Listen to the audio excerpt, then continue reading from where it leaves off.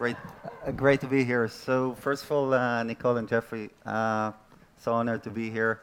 You guys are doing an amazing job. As you mentioned, Jeffrey, when we started 6 years ago, nothing of the infrastructure, the ecosystem that is being built here by these wonderful people, mission-driven people, was here. And really, it's so delighted to see so many people that have kind of joined this stream to do something more meaningful and important with their lives. So I'm going to tell you a little bit about this story and kind of things that you guys have all bought into, but then we're going to go and show you some really cool stuff and how we're measuring emotional health and different types of approaches, things that we're doing on our platform with the help of Josh, who's going to be my best buddy for the next 20 minutes. So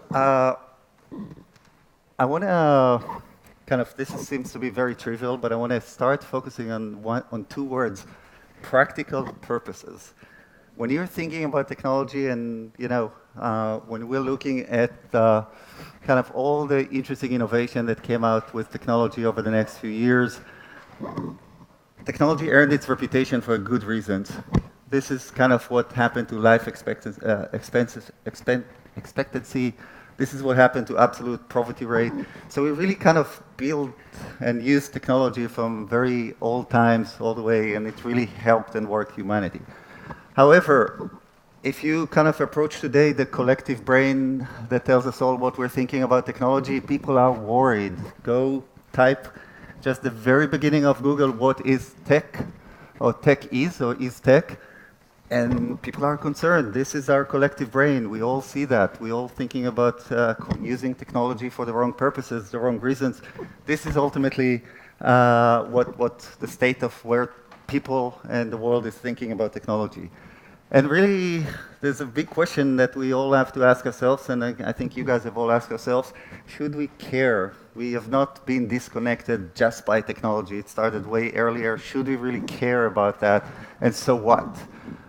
The so what is actually what brought me to this journey that started 6 years ago, when we started realizing that the current wave of digital technologies that are out there having a huge impact on humanity.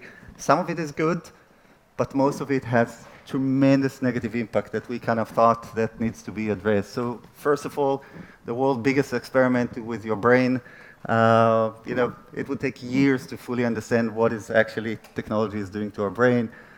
Content switching, we're shallow as it gets. These are two of the books that if you haven't read, I actually think that you should.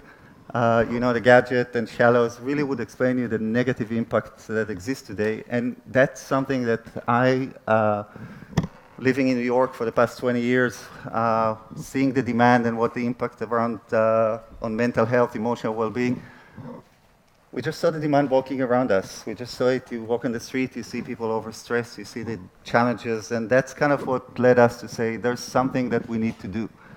And at that time, 6 years ago, the science was there. The technology was not, but the science, the evidence-based practice that has been anywhere for 30, 40 years, all the way to 1,500 years practices that have been validated was all there. There was no question about the impact, about the benefits. There was no question about the fact that you will perform better as a human being, you will be healthier, you live longer. What else do we need in order to be convinced that this is something that we need to do? However, access. Nicole spoke yesterday about 2 billion people that we need to get involved in this world. 6 years ago, there were no 2 billion people even thinking about it. And my background, and I'm doing the confession, I mastered the art of digital addiction. So I really kind of spent a decade building these types of experiences. Nothing wrong with them.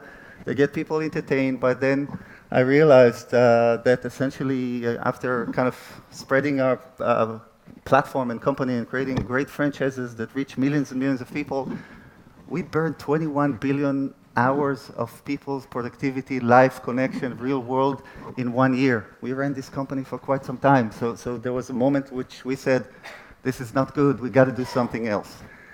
And that's kind of what triggered my passionate journey to figure out if I can bring and my co-founder and co-founding partner and other fantastic people that we put together. That's led to the question, can we bring the knowledge that we have in building large-scale digital distribution platform? Can we marry it with science and research? And can we go out on a mission to do something better with our time, with our technology, knowledge, and with evidence practice that was out there? Really help people live better, improve emotional health, and really improve different life outcomes. And we'll talk about the type of outcomes that we're improving. So really the platform that we've built today is a robust platform. It has been built for years.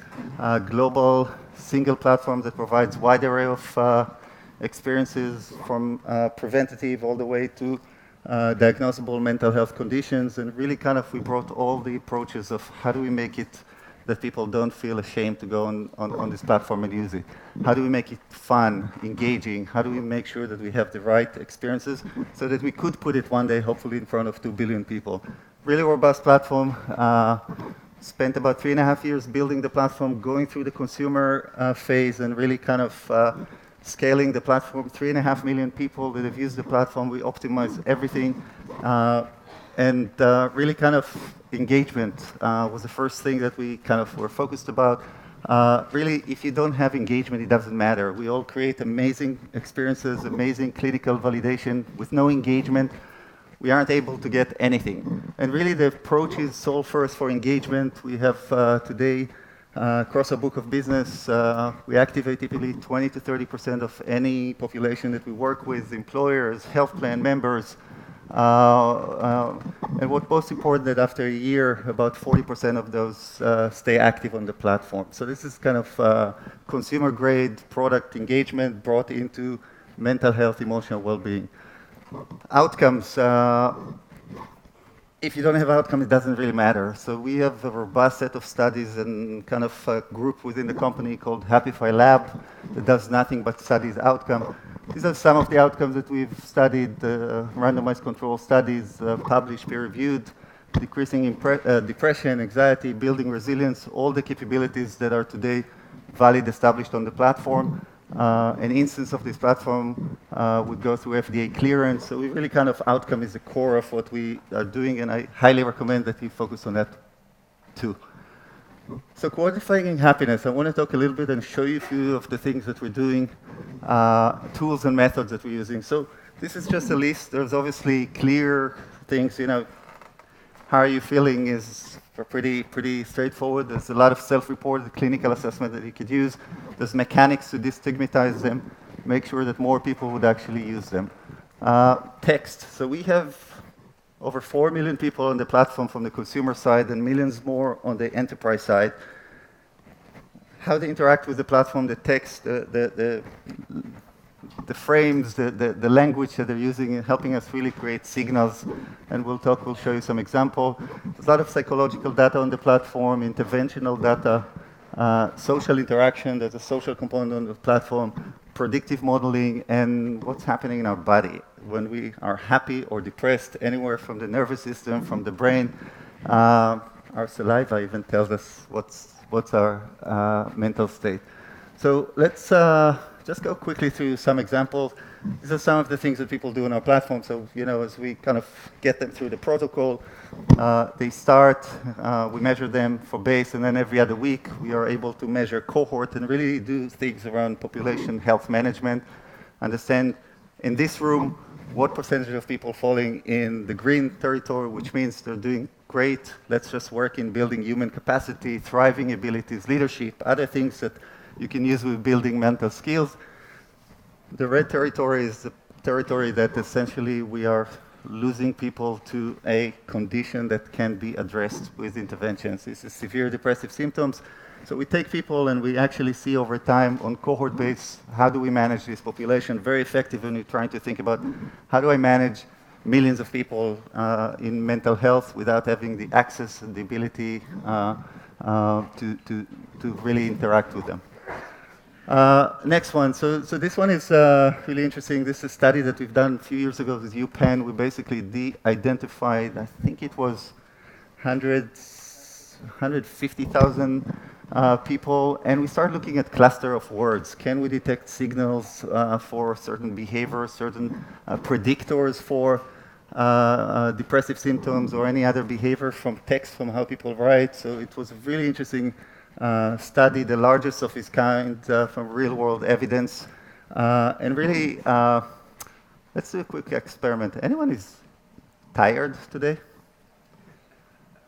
Don't. Okay, anyone is tired, then it's not because they didn't sleep. There's 20% of the people that aren't telling the truth, because we know that 20% of any population is walking around with diagnosable mental health. Tired, boredom are words that if you hear them frequently, you should be aware that you might be walking around with diagnosable depression. So anyway, so this is kind of one approach, and it's really effective. Let's go deeper. So biometrics. So we all know the heart rate variability and kind of ability to detect clinical measurement of stress. The question is, so we got the measurement, so what? How do we get people to actually do these interventions and learn and interact? So we've built an experience, which I'm going to show you now. It's one of these 3,000 interventions that exist on the platform. And my friend Josh, can you play the video? Yeah, so while this is playing, so we're using the sensors of the phone. Samsung has already embedded. Apple is just software-based. We'll detect the heart rate variability, and then we'll prescribe you breathing exercise to begin with. So that's not new. That exists for generation 1. But how do we get actually to engage people and have them do these interventions for the period of time where they begin to be effective? So what we've done here, we create immersive experiences that responds to your body's stress level. So we, for example, know from our gaming world that people really, really like to play Farmville. They really, really like to care for the Tamagotchi, right? So what if we could actually start growing this environment in response for your stress reduction? So this is the experience. We have plenty of these scenes, and really we're able to take people through 5 minutes and being able to make sure that the interest that they have in seeing how the scene grows, and there's like elements that they find within the scene, really gets them to go through the experience. If you're not distressed, you won't see these flowers. They're not going to be there. And we know that people like to see these scenes and grow, so this is just one example. So we built this experience, it's great, but how do we know that it's really working? What you see here, it's not my chest, but this is a study that was done by University of Washington, St. Louis, where we basically took this intervention into the lab and in a randomized control study, used it against, or tested it against the Holter, which is an FDA-cleared device, and basically exact same results. The only difference, this is way more engaging, people doing it. As they do it, we collect on the platform objective measurement of stress. This is one key data point of many others that we have on the platform. Let's continue to another one. So we're all obsessed about data. How can we learn about the data? And please remember, we're living within HIPAA compliant environment, so data is, we have to care for it very carefully. In this particular experience, what we're trying to do is not only learn and get signals, but also while we're doing it, helping people. So this is a deceptively simple game. And Josh, if you don't mind playing the video. There's a deceptively simple game that is built on tremendous amount of science, neuroscience actually.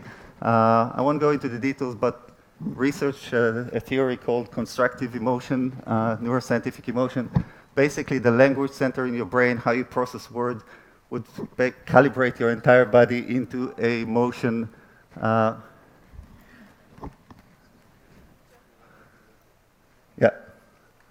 So in this game, we're asking you to do something so dead simple, which is essentially look at these air balloons, click on positive words, and avoid clicking negative words. Right? Dead simple, right? Deceptively simple. How could this possibly make an impact on someone's well-being, right? On someone's mental health? Question, right? We ask ourselves too. We went to the lab, we studied this, we're putting people under functional MRI, and what's interesting while we're helping them, because basically what this game does is help you recalibrate your entire thought process and language processing into more positive than negative. I'm actually controlling this. So this is an example, right? So we're actually using intervention. While people doing it, we understand the response time. So how fast are they moving their are they clicking? What are the type of words that they're clicking on? All of this data is built in our platform. And what's really unique about this is that when you think about this as being like silly game. The most depressed people on our platform, typically this is the first hook that they're coming into. And this is just one example of tons of details that we had. You can read it for yourself, but these simple games can save lives of people. A person that was so depressed that they couldn't engage with anything else, these are severely depressed people that basically start interacting with this experience, start seeing more positive opportunities, and then we can engage them into other more deep experiences. So this would be the last video that I'm going to show you. So I was responsible for getting tens of millions of people addicting to playing mindless games, right? I did that. I really did. I know what is done there. It's not good. It's a dopamine experiment. So I want to show you an example, and hopefully this is inspiring. This is one of dozens of videos that we have of people that basically decide to step forward, talk about their issues, talk about the problem. And I think that this video, Carol, this is what you guys should aspire. This is the type of impact that I think all of us are trying to create in this world. So Josh, if you...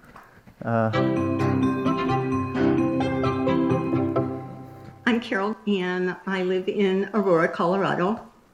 Before I joined Happify, I had just finished chemo and radiation therapy for breast cancer.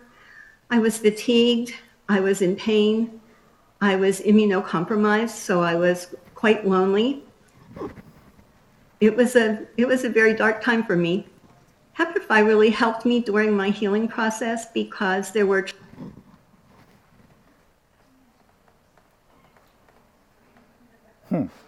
tracks on Happify that I could take that really helped me to see the potential that I had to get better.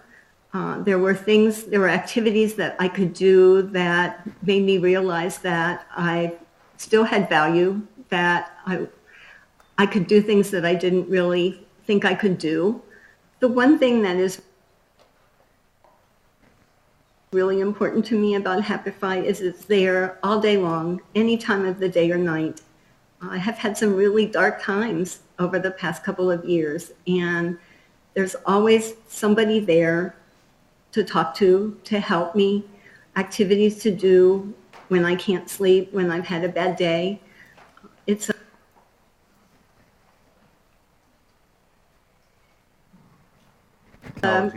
it's a refuge for me, and we're capped by technology, but it's become a very important part of my daily life. One of the biggest values to me in Happify has been encouragement to exercise more. One of the tracks that I took was getting the best night's sleep, and that has been an incredible help to me. I've had sleep disorders for years, and finally I am able to get a good night's sleep. In fact, the last few nights I have slept entirely through the night. I also really enjoy communicating with the other people on Happify. I have a group of friends, and we keep in touch, and we encourage each other, and that's really very important. I think that's probably one of the most important things about the site is we all have problems, we all have things to deal with, and when we can realize that and support each other, it's so important. I decided that I wanted to appear in a video for Happify because I wanted to be able to encourage other people who are going through difficult times to take advantage of the help that is available to them on this site. Not just the tracks and not just the people, but just feeling a part of something that is there to help me. It's really been a very good experience for me, and I know that it could be a help to a lot of other people.